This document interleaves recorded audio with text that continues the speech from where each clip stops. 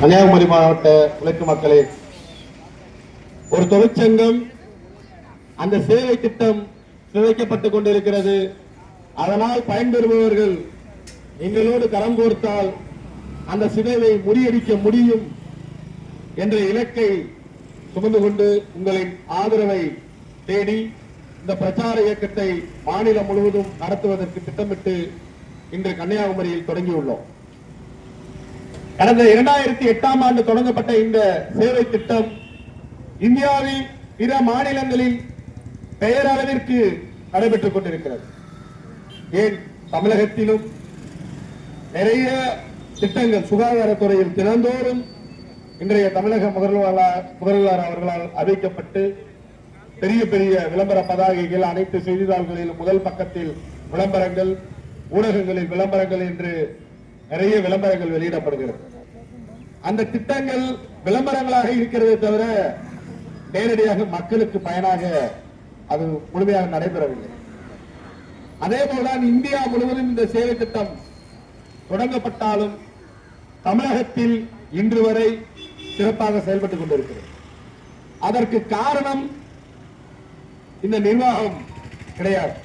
ஏனென்றால் இந்த நிர்வாகம் இந்த சேவையை நடத்துவதற்கு குறிப்பிட்ட சதவீதத்தில் தொகையை வாங்கிக் கொண்டுதான் நடத்தி கொண்டிருக்கிறது. அதற்கு லாபம் என்பது தொழிலாளர்களின் சம்பளம், வாகன பராமரிப்பு போன்றவற்றில் முறைகேடு செய்து பணம் ஈட்ட முடியும், லாபம் ஈட்ட முடியும் என்ற நிலை நிலவிய வரை இந்தியாவில் பிற மாநிலங்களைப் போல் இங்கேயும் ஆண்டுதோறும் நூற்றுக்கணக்கான கோடிகளை அரசு ஒதுக்கி அறிவிக்கும். அந்த கோடிகளை அரசியல்வாதிகளோடும் சில அரசு அதிகாரிகளோடும் சேர்ந்து பங்கிட்டுக் கொள்ளலாம் என்ற நினைப்பில் தான் இந்த சேவை திட்டம் தொடங்கப்பட்டது. ஆனால் இந்த உயிர்காக்கும் உன்னத சேவை திட்டம் உண்மையில் மக்களுக்கான மிக மிக அவசியமான ஒரு இலவச சேவை திட்டம், மருத்துவ சேவை திட்டம். இது முறையாக மக்களுக்கு சென்றடைய வேண்டும் என்றால் இந்த சேவை திட்டத்தின் முதுகெலும்பாக இருக்கக்கூடிய தொழிலாளர்களின் உரிமை, நலன், பாதுகாப்பு முறையாக பராமரிக்கப்பட வேண்டும். அவர்கள் மீது நிகழ்த்தப்படக்கூடிய சுரண்டல் தூக்கி எறியப்பட வேண்டும். அவர்களின் கூலி அடிமைத்தனத்திலிருந்து விடுவிக்கப்பட்டு ஒரு சமூகத்திற்கு உழைக்கக்கூடிய தொழிலாளியாக நேர்மையாகவும் அர்ப்பணிப்பு உணர்வோடனும் அவர் உழைக்க வேண்டும். இந்த சமூகத்திற்காக நாம் உழைக்கிறோம் என்ற கர்வத்தோடு உழைக்க வேண்டும் என்றால் அவரின் அடிமை விலங்கு உடைத்தெறியப்பட வேண்டும் என்ற அடிப்படையில் COITU 108 தொழிலாளர் சங்கம் தமிழ்நாடு என்ற அமைப்பை உருவாக்கி இந்த EMRGHS என்ற நிர்வாகத்தின் அத்தனை சட்டவிரோத நடவடிக்கைகளையும் எதிர்க்கும் போது இந்த நிர்வாகத்திற்கு வேறு வழியின்றி இது லாபம் ஈட்டிக் கொண்டிருந்த ஒவ்வொரு பகுதியாக கைவிட வேண்டியதாயிற்று. தொழிலாளர்களின் சம்பளம், வேலைவார்க்கும் இடத்தில் பராமரிக்கப்பட வேண்டிய நடவடிக்கைகள், வாகன பராமரிப்பு என்று எல்லாவற்றையும் லாபம் ஈட்டுவதற்காக பயன்படுத்திக் கொண்டிருந்த படிப்படியாக கைவிட வேண்டியது. அன்றார்ந்த உழைக்கும் மக்களை கடந்த காலங்களில் எங்களது தொழிற்சங்க முகநூல் பக்கத்தையோ அல்லது செய்தித்தாள்களின் பழைய பக்கங்களையோ சென்று பார்த்தீர்களானால் ஆம்புலன்ஸ் பராமரிப்பில் ஊழல், பவர் ஸ்டேரிங் ஊழல், டயர் ஊழல், பேட்டரி ஊழல், தொழிலாளர்களின் சம்பளத்தில் ஊழல், பேரையாளர் விடுப்பில் சென்ற பெண் தொழிலாளர்களின் ஊழல் என்று இந்த நிர்வாகத்தின் ஆண்டுதோறும் ஊழல் பட்டியலை வெளியிட்டு இதுபோல் தொடர் போராட்டங்களை முன்னெடுத்துதான் அதை நாங்கள் முறியடித்திருக்கிறோம். அப்படி ஒரு சமூக பொறுப்புள்ள தொழிற்சங்கமாக இந்த தொழிற்சங்கம் செயல்படுவதால் தான் இந்தியாவில் பிற மாநிலங்களில் திருடுவது போல் மக்கள் பணத்தை இந்த மாநிலத்தில் திருட முடியவில்லை என்ற நிலை ஏற்பட்ட போது தொழிலாளர்களின் பாதுகாவல் அரணாக இருக்கக்கூடிய தொழிற்சங்கத்தை அழித்தொழிக்க வேண்டும், அதே சமயத்தில் தொழிலாளர்களை உரிமையற்றவர்களாக வைத்திருக்க வேண்டும் என்பதற்காக கடந்த 2016ஆம் ஆண்டு சேலரி ரிவிஷன் லெட்டர் என்ற பெயரில் இந்த பிக்ஸட் டெர்ம் எம்ப்ளாய்மென்ட் முறைக்கு அனைத்து தொழிலாளர்களுக்கும் ஒப்புதல் பெறுவதற்கு இந்த நிர்வாகம் முன்முயற்சி எடுத்தது. அன்றைய எங்களது தொழிற்சங்கம் இதன் எதிர்கால திட்டமும் இதன் நாசகர சதியும் எத்தகைய பாதிப்பை உழைக்கும் வர்க்கத்திற்கு ஏற்படுத்தும் என்பதை தொழிலாளர்களுக்கு தெளிவுபடுத்தி தீவிரமிக்க போராட்டங்களை முன்னெடுத்ததால் இந்த நிர்வாகத்தின் சதித்திட்டம் கைவிடப்பட்டது. பெரும்பாலான தொழிலாளர்கள் இதை ஏற்க மறுத்தார்கள். ஆனால் அன்றைய தேதியில் இருந்து வேலைக்கு அமர்த்தப்பட்ட தொழிலாளர்களுக்கு அவர்களுடைய அப்பாயின்மெண்ட் ஆர்டரிலே விதிமுறைகள் என்ற பெயரில் சிலவற்றை அடித்து கொடுத்து விட்டு இந்த தொழிலாளர்கள் எனக்கு அருகாமையில் பணியிட வேண்டும், நான் வேலை பார்க்கும் இடத்தில் எனக்கு குடிக்க தண்ணீர் வேண்டும், எனக்கு பாதுகாப்பான கழிவறை வசதி வேண்டும், ஒரு வேலை பார்க்கும் இடம் என்பது எவ்வாறு பராமரிக்கப்பட வேண்டுமோ அது போன்ற அடிப்படை வசதிகள் வேண்டும் என்று கேட்டால் நீ பிக்சர் டைம் எம்ப்ளாய்மெண்டில் இருக்கிறாய், நீ நிர்வாகத்தை எதிர்த்து பேசுகிறாய், உன்னை வேலை நீக்கம் செய்கிறோம் என்று வேலை நீக்கம் செய்கிறார். ஒரு பெண் தொழிலாளி அதிகாரிகளால் எனக்கு பாலியல் சீண்டல் இருக்கு, இந்த அதிகாரி என்னிடம் கண்ணியக்குறைவாக நடந்து கொள்கிறார், இந்த அதிகாரி என்னிடம் பேசுவது சரியில்லை, இங்கு வேலை பார்ப்பதற்கு எனக்கு பாதுகாப்பான சூழல் இல்லை என்று முறையிட்டால் புகார் தெரிவிக்கும் பெண் தொழிலாளியை குற்றவாளியாக்கி அவர்களை வேலை நீக்கம் செய்யும் நடைமுறையை இந்த நிர்வாகத்தின் விசாரணை அதிகாரியாக இருக்கக்கூடிய அம்மு என்ற பெண் அதிகாரி துளியாவும் மனசாட்சி இல்லாமல் மிக மோசமான முறையில் பெண் தொழிலாளர்களை பணி நீக்கம் செய்கிறார். இதுவரை தமிழகம் முழுவதும் அடிப்படை வசதிகளை கேட்டதற்காகவும் ஒரு பெண் வேலை பார்க்கும் இடத்தில் தனக்கு அசௌகரியமாக இருக்கிறது என்று கூறியதற்காகவும் பேறுகால விடுப்பில் சென்றதற்காகவும் இந்த 108 ஆம்புலன்ஸ் வேலை பார்த்ததால் கர்ப்பப்பை இயற்கையாக கருத்தரிக்கும் வாய்ப்பை இழந்துவிட்டது என்று செயற்கை கருத்தரிப்பிற்கு சென்றதற்காகவும் பல நூறு பெண் தொழிலாளர்களை சட்டவிரோதமாக பணி நீக்கம் செய்திருக்கிறார்கள். அதற்கு காரணம் இந்த பிக்சர் டைம் எம்ப்ளாய்மெண்ட் என்று குறிப்பிடுகிறார். அன்பார்ந்த உழைக்கும் மக்களே, எங்களது மாவட்ட துணைத் தலைவர் பேசும்போது கூறினார், நாங்கள் உங்களுக்காக உழைக்கிறோம், எங்களுடைய உழைப்பு உங்களின் உயிர் காப்பாற்றும் வேலைக்கு என்பதால் அது அதிமுக்கியத்துவமானதுதான். ஆனால் எங்களுக்கும் குடும்பம் இருக்கிறது, எங்களுக்கும் உடல்நிலை கோளாறு ஏற்படும். அப்படி ஒரு நாள் லீவ் எடுத்தால் அந்த ஒரு நாளில் ஆம்புலன்ஸை நிறுத்தி வைத்துவிட்டு நீ விடுமுறை எடுத்ததால் தான் இந்த ஆம்புலன்ஸ் இயக்கப்படாமல் நிறுத்தி வைக்கப்படுகிறது, இந்த உயிர் பலி ஏற்பட காரணம் நீதான் என்று எங்களை வேலை நீக்கம் செய்கிறார்கள், நாங்கள் என்ன செய்வது என்ற கேள்வியை உங்கள் முன்வைத்தார். சிந்தித்து பாருங்கள், 24 மணி நேரம் இயங்கக்கூடிய ஆம்புலன்ஸ் வார விடுமுறை எடுக்கக்கூடாது, உடல்நிலை கோளாறு ஏற்பட்டால் விடுமுறை எடுக்கக்கூடாது, எனக்கு விடுப்பு மாதத்தில் 2 நாள் விடுமுறை இருக்கிறது, உடல்நிலை சரியில்லை என்றால் மருத்துவ விடுப்பு எடுத்துக் கொள்ளலாம் என்று பேசினால் நிர்வாகத்தை எதிர்த்து பேசுகிறாய், அதிகாரிகளை எதிர்த்து பேசுகிறாய், உன்னுடைய ஆட்டிடியூட் சரியில்லை என்று பணி நீக்கம் செய்கிறார். இது எல்லாமே சட்டவிரோதம். இந்த சட்டவிரோத நடைமுறை தவறு என்று நீதிமன்றங்கள் உத்தரவிட்டாலும் அந்த உத்தரவை நடைமுறைப்படுத்த மறுக்கிறார். இதோடைய பாதிப்பு தொழிலாளர்களுக்கு மட்டும்தானா? இன்று தமிழகம் முழுவதும் இயங்கிக் கொண்டிருக்கக்கூடிய 1353 ஆம்புலன்ஸ்களை கிட்டத்தட்ட அனைத்து ஆம்புலன்ஸ்களுமே கோளாறுகளோடு இயங்கிக் கொண்டிருக்கிறது. எந்த ஆம்புலன்ஸும் பொதுமக்களை அவர்கள் உயிர் காப்பாற்றும் சேவைக்கு பயன்படுத்துவதற்கு உகந்த விதத்தில் இல்லை. 3 லட்சம் கிலோமீட்டருக்கு மேல் ஆம்புலன்ஸ்கள் ஓடிக்கொண்டிருக்கிறது. முறையாக பராமரிப்பு, வாகன பராமரிப்பு செய்வதில்லை. வாகன கோளாறுகளை எடுத்துரைக்கும் ஆம்புலன்ஸ் ஓட்டுநர்களை வேற இடத்திற்கு பணிமாற்றுகிறார்கள். வேலையை வண்டியில் இருக்கிற ரிப்பேர் பண்ணி கொடுக்கணும்னு சொன்னோம்னா நம்மளை இடமாத்திடுவாங்கன்னு ஓட்டுநர்கள் சொல்ல மாட்டேங்கிறாங்க. மக்களை கொஞ்சம் யோசிச்சு பாருங்க. நம்ம உயிரை காப்பாற்றுவோம்னு நம்ம ஒரு ஆம்புலன்ஸ்ல ஏறி போறோம், அந்த ஆம்புலன்ஸ் கோளாறோடு இருந்து அது பாதிப்புக்குள்ளாகி உயிருக்கு ஆபத்து ஏற்பட்டால் என்ன நிலைமை என்று யோசித்து பாருங்கள். இன்று தமிழகம் முழுவதும் அது மாதிரி பல ஆம்புலன்ஸ்கள் விபத்துக்குள்ளாகி கொண்டிருக்கிறது. இதற்கு தான் நாங்கள் உங்களிடம் வந்திருக்கிறோம். என்னை காரணம் என்று காரணம் சொல்லி வண்டியில் இருக்கக்கூடிய கோளாறுகளை சரி செய்து கொடுக்க சொன்னால் என்னை வேலை நீக்கம் செய்கிறார்கள். இப்படி ஆம்புலன்ஸை இயக்கினால் என் உயிருக்கும் ஆபத்து, என்னை நம்பி வரக்கூடிய பொதுமக்கள் உயிருக்கும் ஆபத்து என்று சொன்னால் என்னை வேலை நீக்கம் செய்கிறார்கள். இந்த வேலை நீக்கம் எனக்கானது மட்டுமல்ல, உங்கள் உயிருக்கும் ஆபத்து. இந்த பிக்சர் டைம் எம்ப்ளாய்மெண்ட் முறை 108 ஆம்புலன்ஸ் சேவை திட்டத்தில் மட்டுமல்ல, ஒட்டுமொத்த சுகாதாரத்துறையிலும் மருத்துவர்களில் தொடங்கி தூய்மை பணியாளர்கள் வரை பொது சுகாதாரத்துறையில் இருக்கிற அத்தனை பணியாளர்களையும் நிரந்தரமற்ற பணியாளர்களாக மாற்றி 10 தொழிலாளி செய்ய வேண்டிய வேலையை 3 தொழிலாளர்களை வைத்து வேலை செய்து கொண்டிருக்கிறார். மருத்துவர்கள் பற்றாக்குறை, செவிலியர்கள் பற்றாக்குறை, தூய்மை பணியாளர்கள் பற்றாக்குறை என்று ஒட்டுமொத்த பொது சுகாதாரத்துறையும் சீரழிந்து கொண்டிருக்கிறது. இதை வெளியே சொன்னாலோ அல்லது எனக்கு ஏன் வேலை என்னவோ அதுதான் என்னால செய்ய முடியும் சொன்னாலோ வேலை நீக்கம் செய்யப்படுவார்கள். அதனால் அவர்கள் சொல்ல மறுக்கிறார். இதோட பிரதிபலன், இதோட பாதிப்பு பொதுமக்களாகிய நமக்கு தான் வந்து சேருது. போதிய மருத்துவ உபகரணங்கள், போதிய மருந்து பொருட்கள், போதிய மருத்துவர்கள், போதிய மருத்துவத்துறை தொழிலாளர்கள் இல்லாததால் மருத்துவமனை விட்டு மருத்துவமனைக்கு 24 மணி நேரமும் மக்களை அழைத்து செல்ல வேண்டிய வேலையை 108 ஆம்புலன்ஸ் செய்து கொண்டிருக்கிறது.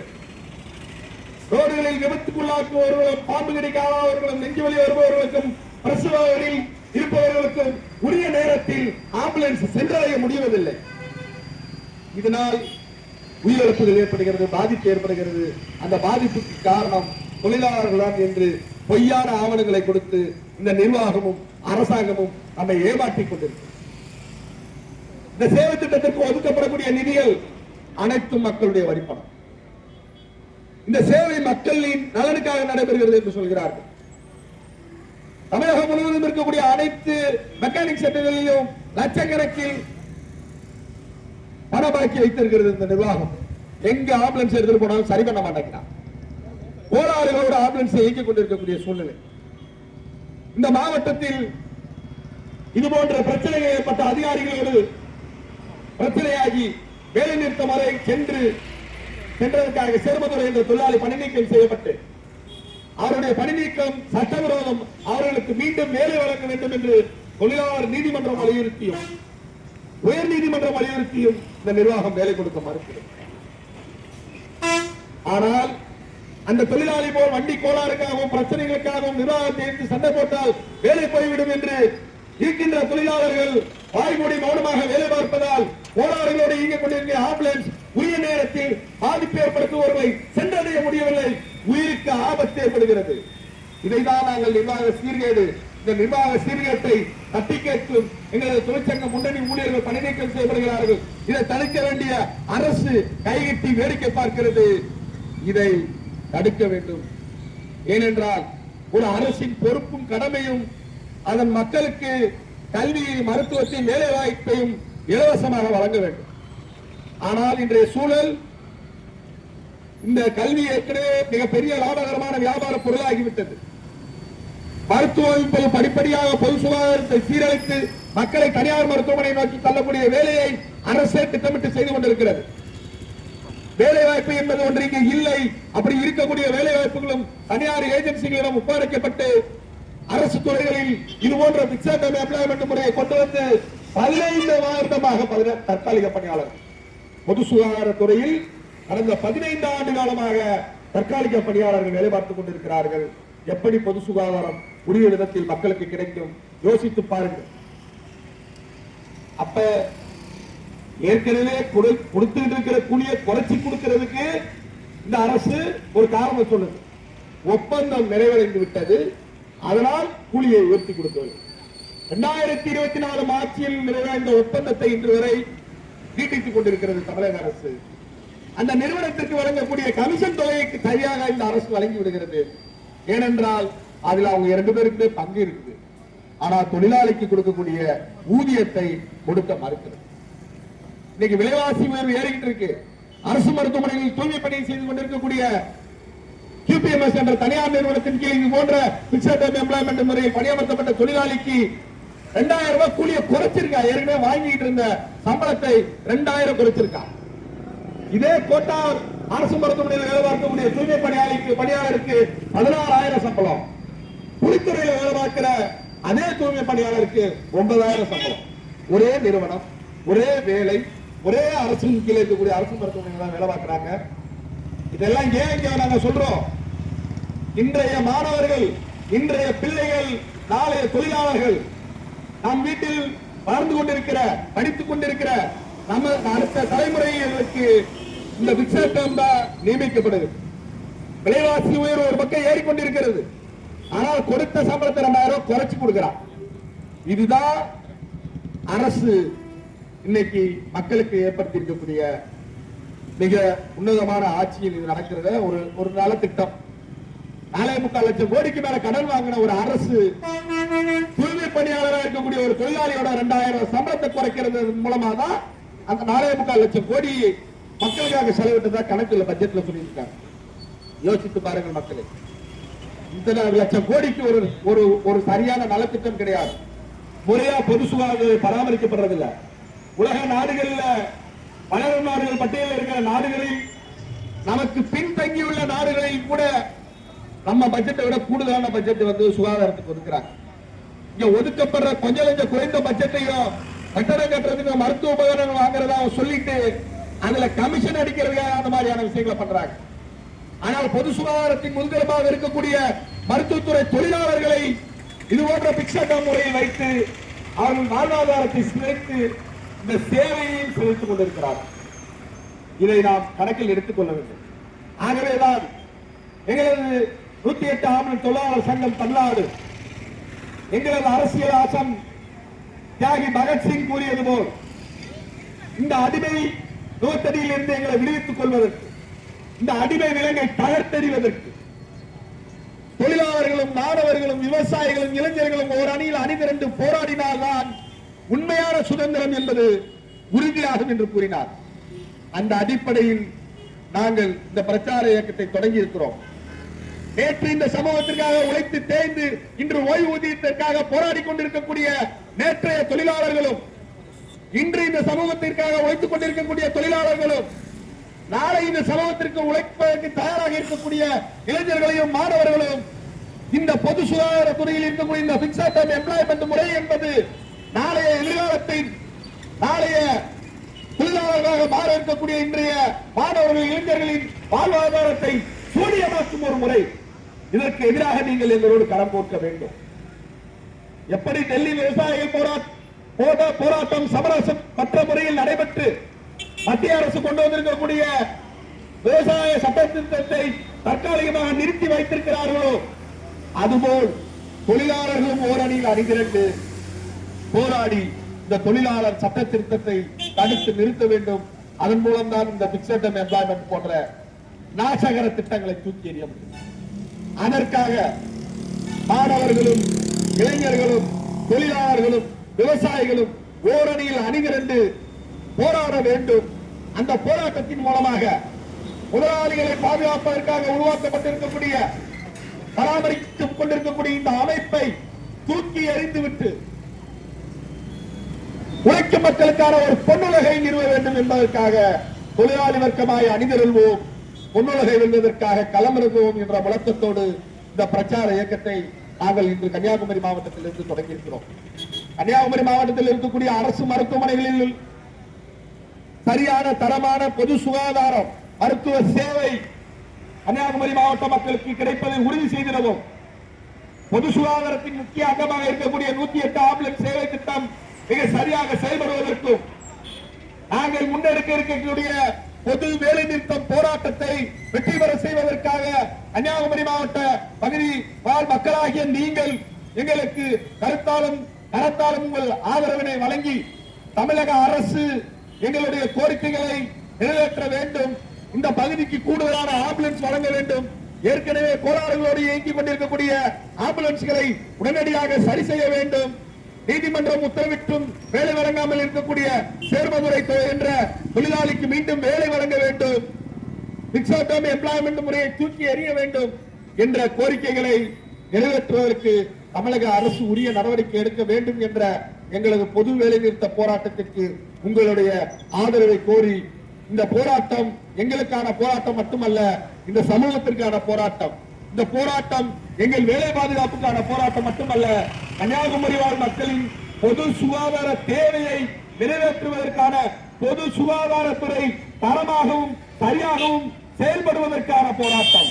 ஆகவே இந்த போராட்டத்தில் எந்தவித சமரசமும் இல்லாமல் எங்களோடு களம்போட்ட வேண்டும்.